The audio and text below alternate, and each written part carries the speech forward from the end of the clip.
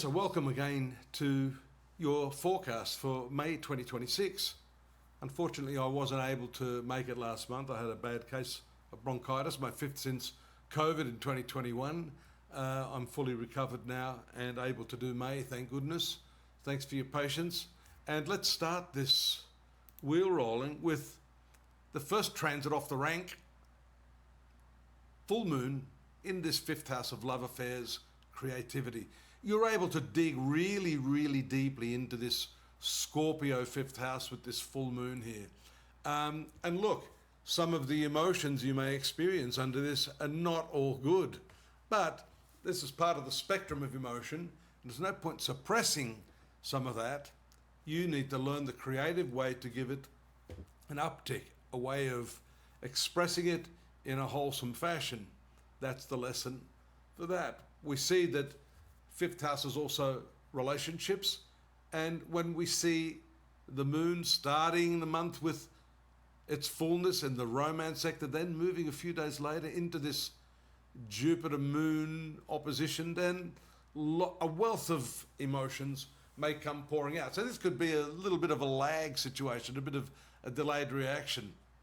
You've got the moon making contact with that renewal planet Pluto in your eighth house of sexuality.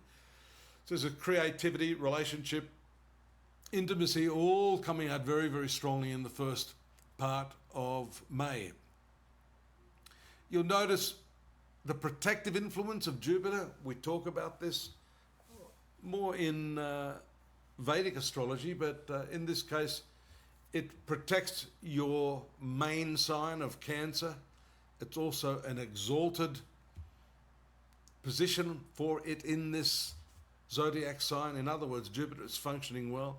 Here we've had a few little problems in the upper part of your chart with the career, Mars and Saturn and Neptune. We talked about that a couple of months ago being a very big challenge for you in terms of bridging the ideal with the practical.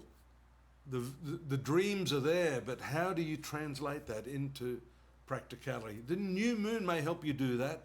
We see that there on the 17th in the 11th house of friendship. So it's not a matter of using your friends, but there are avenues and doors available to you through the connecting of social alliances. Mars will activate that on the 19th as it also moves into this sector.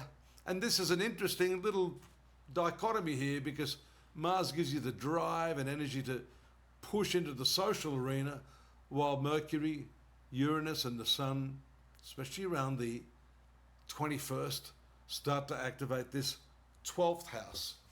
Now, this is an anomaly in a way because the lucky beneficial planet of beauty, Venus, is here in your sun sign with Jupiter, causing a beautiful magnetic attractiveness that people may not find easy to resist.